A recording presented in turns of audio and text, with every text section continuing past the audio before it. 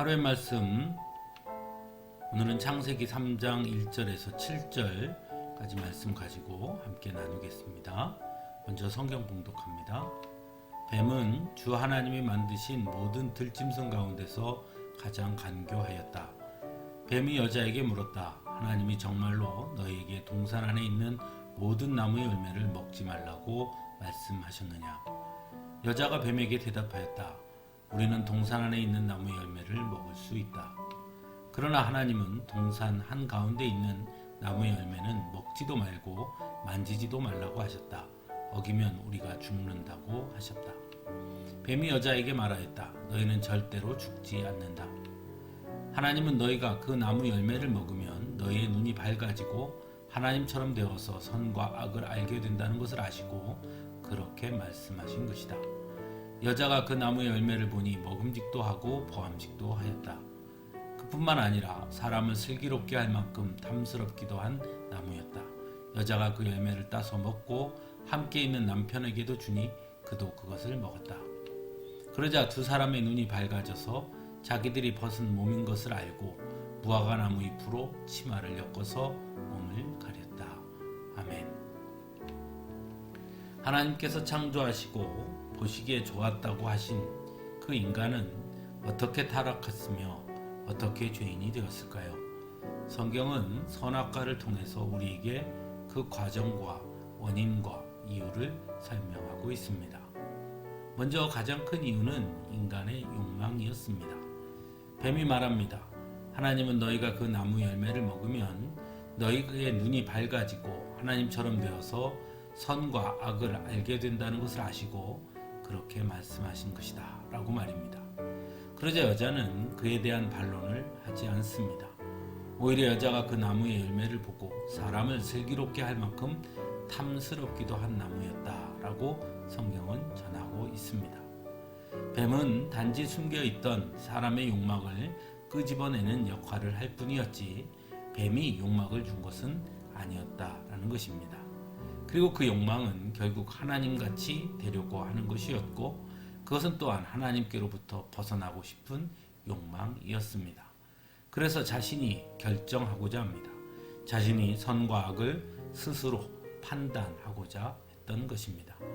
이러한 욕망은 하나님의 말씀과 약속을 왜곡합니다. 뱀이 묻습니다. 하나님이 정말로 너에게 동산 안에 있는 모든 나무의 열매를 먹지 말라고 말씀하셨느냐?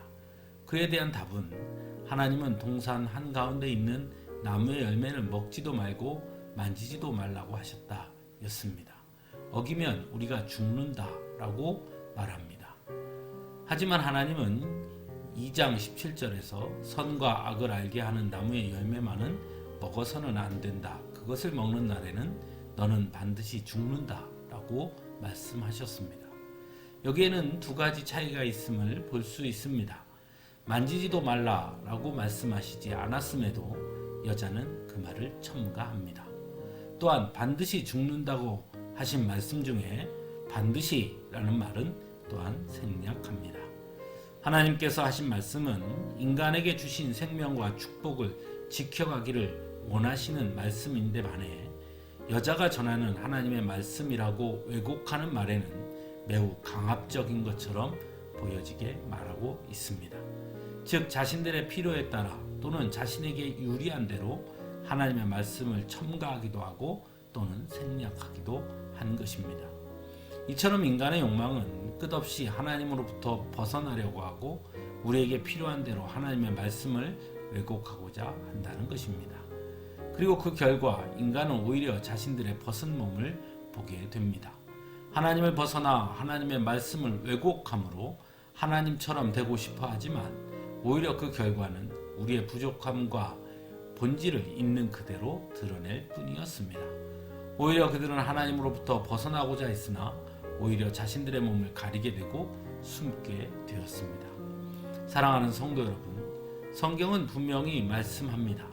하나님으로부터 벗어나려는 욕망과 그로 인해 하나님의 말씀을 왜곡하는 것이 바로 죄의 시작이었다고 말입니다. 그것이 결국 선악과를 먹게 했던 것입니다. 그리고 그 결과 인간은 더욱더 하나님으로부터 숨어들게 되었고 우리의 부끄럼만이 드러날 뿐이었다라는 것입니다. 그러므로 우리에게 가장 중요한 것은 하나님으로부터 벗어나는 것이 아니라 오히려 하나님께로 더 가까이 가야 한다는 것입니다. 또한 하나님의 말씀에 대한 순종은 나의 필요와 이익에 따라서가 아닌 전적인 순종의 자세로 서야 한다는 것을 분명히 전하고 있는 것입니다. 함께 기도하겠습니다.